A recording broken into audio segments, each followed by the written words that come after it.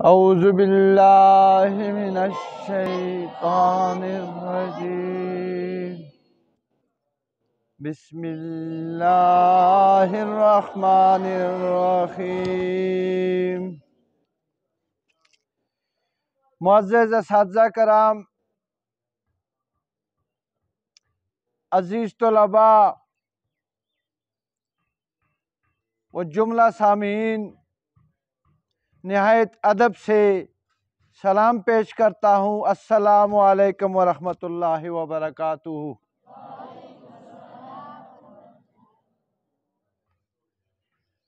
عزیز طلباء، جملہ سامعین، میرے عزیز دوستو، آج کی گفتگو میں شان اولیاء میں بیان کروں گا۔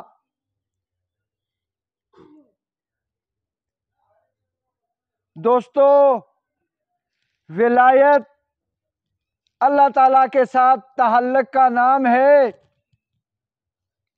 اللہ کے ساتھ دوستی کا نام ہے، کیونکہ ولی کے لفظی معنی دوست کے ہیں۔ دوستی میں تو مساوات ہوتی ہے، امیر امیروں کے دوست ہوتے ہیں، غریب غریبوں کے دوست ہوتے ہیں۔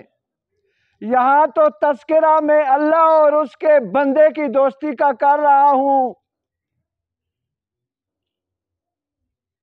ذہن میں سوال پیدا ہوتا ہے کہ اللہ تو بے نیاز ہے، اللہ تو عظیم ہے، اللہ تو رازق ہے، اللہ تو خالق کائنات ہے، تخلیق کنندہ ہے اس کائنات کا۔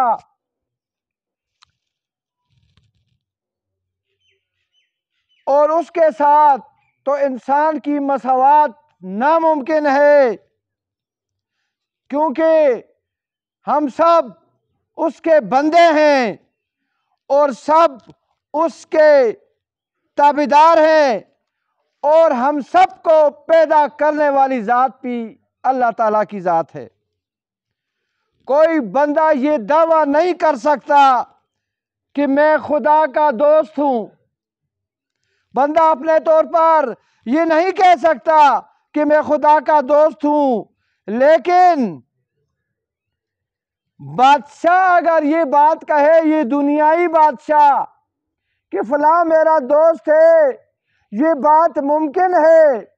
اس دوست کو وہ زیادہ تنخواہ بھی دیتا ہے، وہ اس دوست کو اپنے تخت شہنشاہی میں اپنے ساتھ بھی بٹھا سکتا ہے۔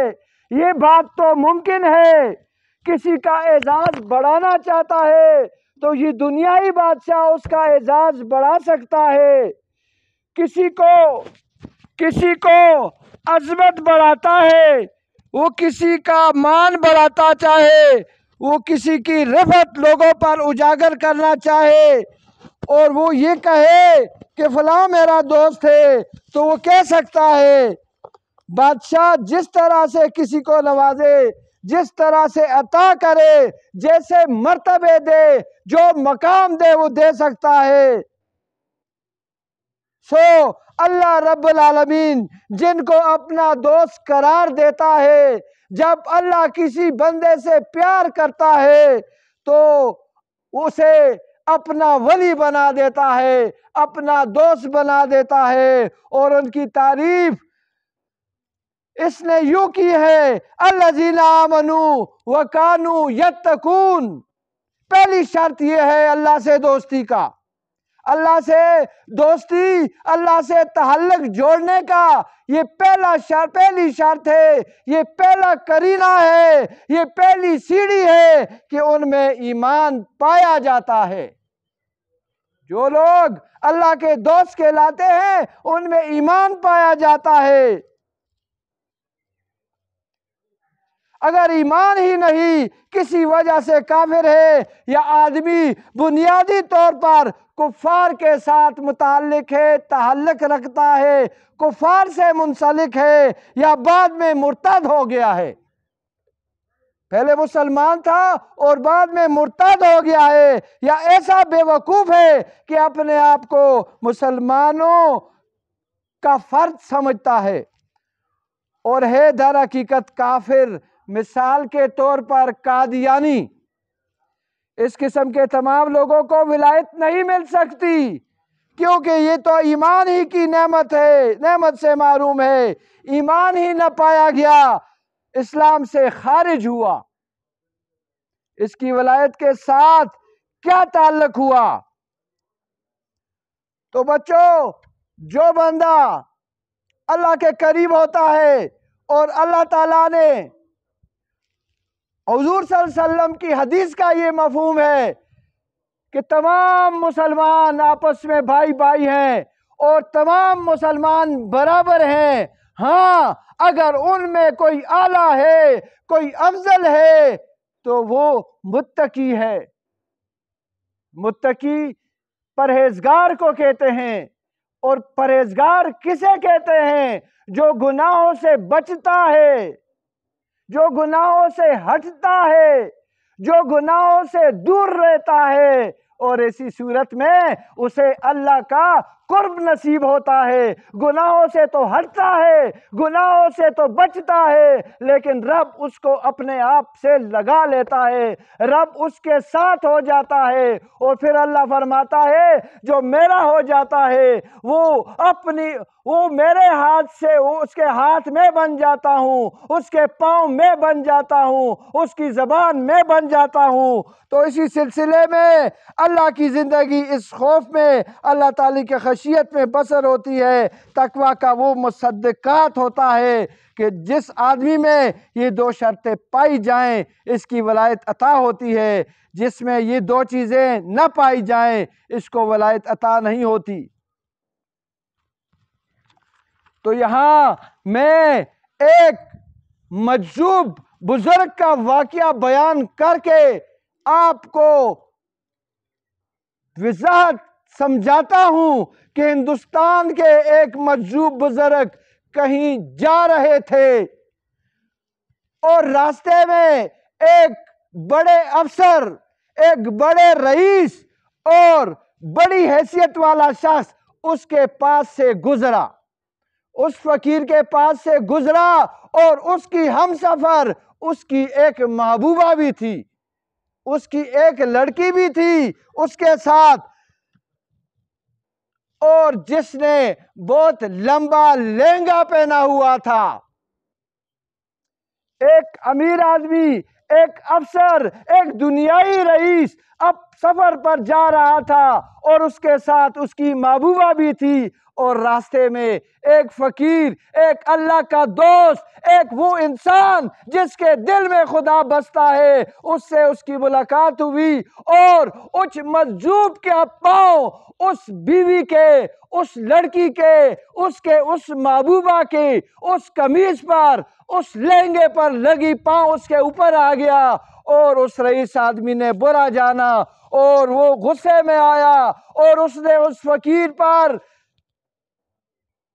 دپڑ مارے، اس کو مارا، اس کو سزا دی کہ تو نے میری محبوبہ کے لہنگے کی تذلیل کی ہے، اس پر تو نے پاؤں کیوں رکھا ہے؟ کہا کہ اندھا ہے، اس کو کہا تو اندھا ہے، دیکھ نہیں رہا؟ تو بچوں، یہ اللہ کی دوستوں کی شان بیان کرتا ہوں، یہ اب شان سنیں اللہ کے دوستوں کی۔ جو اللہ کا دوست ہو جاتا ہے تو اللہ بھی اس کے ساتھ دوستی کرتا ہے، اور واحد ایک وفادار دوست ہے، خدا یاد رکھو۔ کوئی کسی کا دنیا میں وفادار دوست نہیں ہو سکتا۔ ہاں دوست، ایک کسی کا قول آپ کو بتا دوں کہ غریب کی تعریف اس نے بتائی ہے، غریب تو وہ ہے جس کا کوئی دوست نہیں۔ غریب وہ نہیں ہے جس کے جیب میں دولت نہیں ہے، غریب وہ نہیں ہے جو ایئر کنڈیشن گاڑیوں میں پھرتا ہے، غریب وہ نہیں ہے جو بنگلوں میں رہتا ہے، غریب وہ ہے جو کوئی دوست نہیں رکھتا، اور دوستوں میں یاری ایک میرے رب کی ہے جو ہر حال میں اپنے دوستوں سے دوستی نبھاتا ہے، اور اس کی مثال اس واقعے میں آپ کو واضح ہو جائے گی۔ جب اس فقیر کو اس نے دھپڑ مارا اور اسے کہا کہ تو اندھا ہے، دیکھ نہیں رہا، تو اس فقیر نے آسمان کی طرف منہ اٹھایا اور اپنے مخصوص لہجے میں گویا ہوا رب ذوالجلال کو کہ اے میرے مولا، مرواتا ہے، دھپڑ لگواتا ہے، دھپڑ کھلواتا ہے، مجھے دھپڑ لگا ہے میرے دوست، تو مجھے مراتا ہے بندوں سے، مجھے ذلیل کرتا ہے، پھر کہتا ہے یاری ہے، یاری ہے۔ وہ مجذوب خدا کو کہتا ہے کہ ایک طرف تو دوست تھے، ہم یار ہیں، تو کہتا ہے یاری ہے، یہ کیسی یاری ہے کہ مجھے مرواتا ہے۔ مجذوب بابا انہی جملوں کے تکرار کرتا رہا یہاں تک کہ رب ذوالجلال کو جلال آ گیا، اللہ کی ذات کو جلال آ گیا، اور وہ افسر دھپڑ مار کر برا بھلا کہہ رہے تھے کہ ابھی چند قدم ہی آگے گیا تھا کہ اس کا پاؤں پھسل گیا، پاؤں پھسل کر نالی میں گرا اور گردن کی ہڈی ٹوٹ گئی، اور وہی وہ ڈھیر ہو گیا، وہی مر گیا۔ بچوں، یہ ہے شان اولیاء، جن اولیاء کے بارے میں ہر بات کروں گا انشاءاللہ قرآن کا حوالہ دوں گا۔ اللہ تعالیٰ نے قرآن میں فرمایا ہے الا ان اولیاء اللہ لا خوف علیہم ولا هم یحزنون، اللہ کے دوستوں کو کوئی فکر نہیں ہوتی۔ یاد رکھو دنیا میں ایسے لوگ ہیں جن کا تذکرہ قرآن میں ہے، جو انعام یافتہ لوگ ہیں۔ اللہ تعالی ہمیں بھی ایسے لوگوں کی صحبت نصیب فرمائے۔ وما علینا الا البلاغ المبین۔